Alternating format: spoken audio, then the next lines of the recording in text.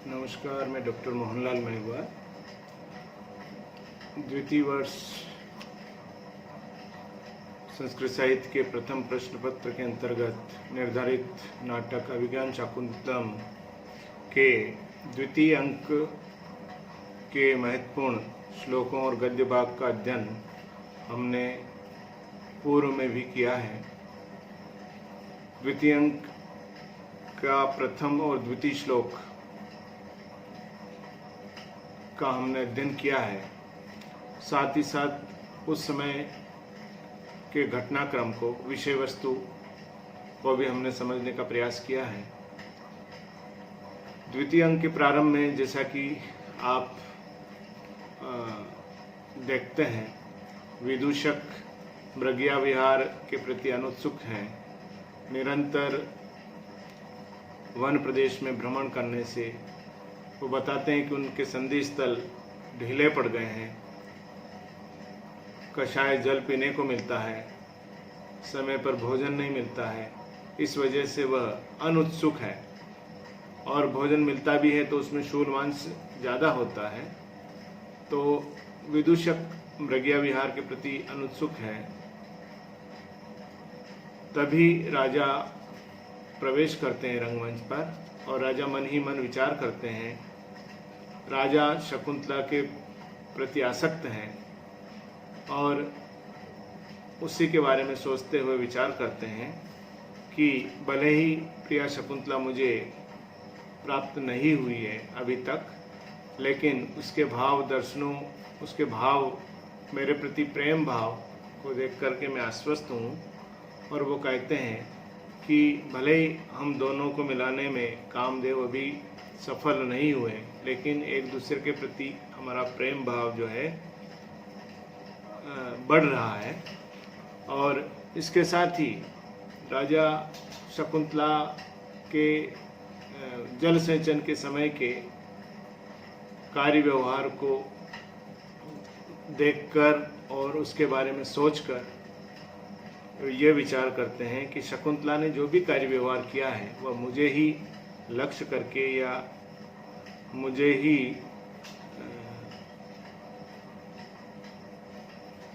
मेरे प्रति आसक्त होते हुए ही व्यक्त किया है।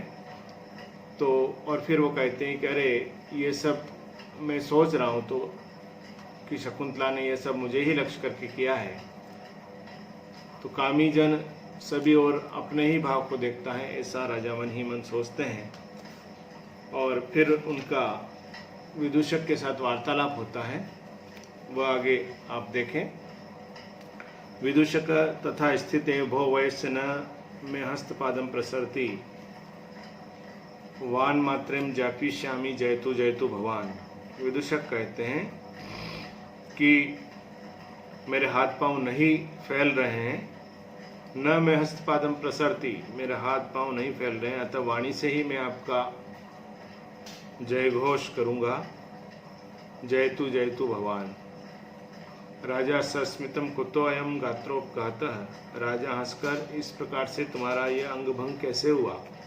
विदूषक कुतः किल स्वयं अक्षाकुलीकृत्य अश्रु कारणम पृच्छसि, अरे मित्र, स्वयं मेरे नेत्रों को चोट पहुंचाकर स्वयं क्यों आंसुओं का कारण पूछ रहे हो।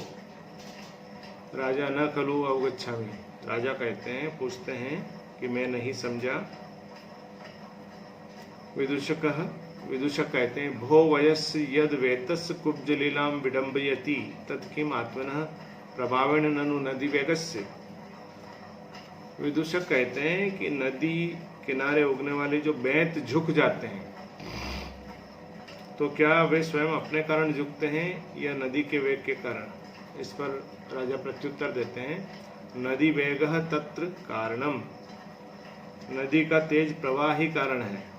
विदूषक ममापि भवान, विदूषक मेरे अंग भंग होने में आप कारण हो। राजा न कथमी, यह किस प्रकार, अर्थात मैं तुम्हारे अंग भंग होने का कारण कैसे हो गया हूँ। विदूषक एव राज्य कार्याणि उज्जित्वा तादृश आकुल प्रदेशे वनचर वृत्तिना त्वया भवितव्यम यत् सत्यम प्रत्यहम स्वापद उत्सारणे संशोभित संधि बंधनानां मम गात्राणाम अनिशो अस्मि संवृतः तत्प्रसादिष्यामि विसर्जितुं माम एका अहमपि तावद विश्रमितुम। विदुषक कहते हैं कि एव राज्य कार्याणि उज्जित्वा तादृश अकुल प्रदेशे वनचर वृत्तिना त्वया भवितव्यम।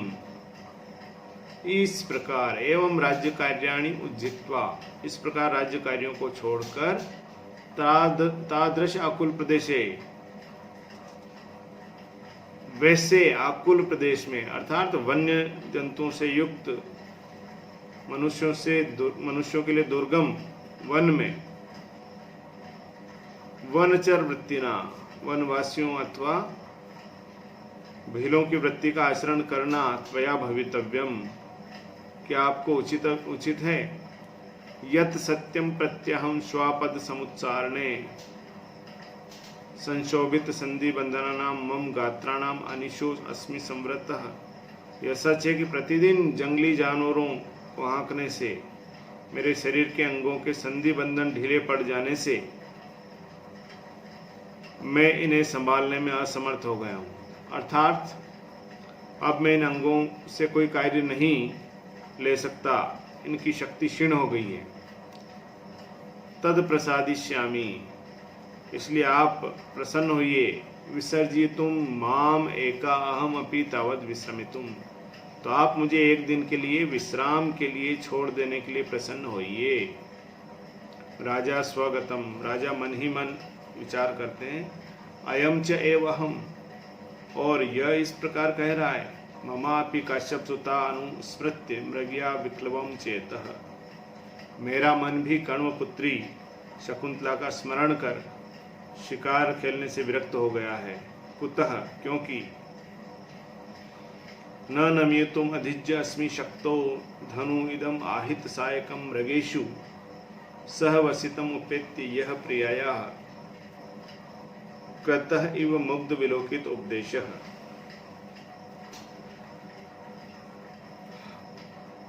राजा कहते हैं कि मेरा भी मन मृगया विहार से विरक्त हो गया है।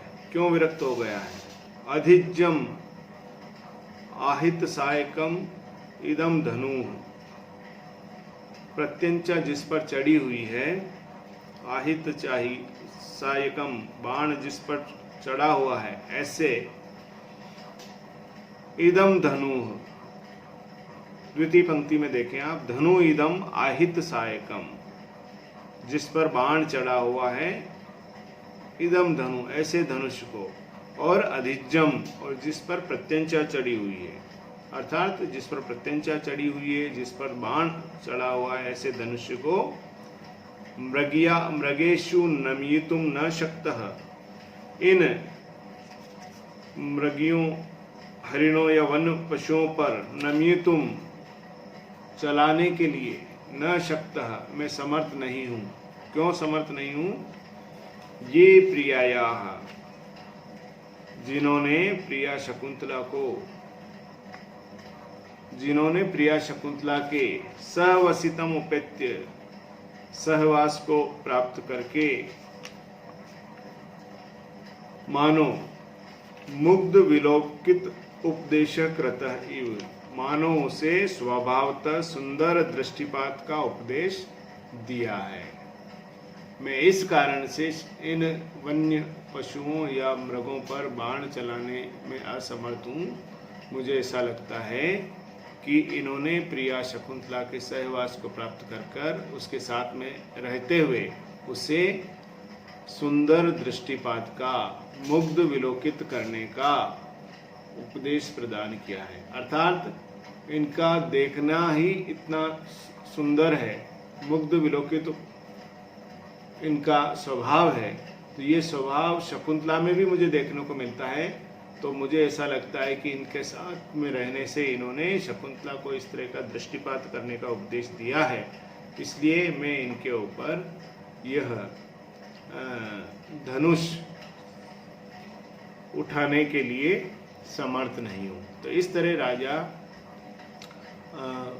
विदूषक द्वारा यह कहने पर कि मुझे एक दिन का विश्राम करने का आप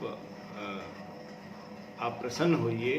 तब राजा भी मन ही मन, चूँकि शकुंतला के प्रति वह आसक्त हैं और सुंदर दृष्टिपात शकुंतला का उन्होंने देखा है, तो ऐसे वन्य जीवों पर, मृगों पर वह बाण चलाने में अपने आप को असमर्थ मानते हैं। ये मानते हैं कि ये इन्होंने शकुंतला का सहवास प्राप्त किया है, प्रिया शकुंतला का सहवास प्राप्त किया, और प्रिया शकुंतला को एक तरह से इन्होंने मुग्ध दृष्टिपात का उपदेश दिया है। तो ऐसे उस शकुंतला के सहकर्मियों को, सहवासियों के ऊपर मैं कैसे बाण चलाऊं, कैसे उनके ऊपर धनुष उठाऊं, ऐसा सोचते हुए राजा अपने आप को उस मृगया विहार से विरक्त महसूस करते हैं। धन्यवाद।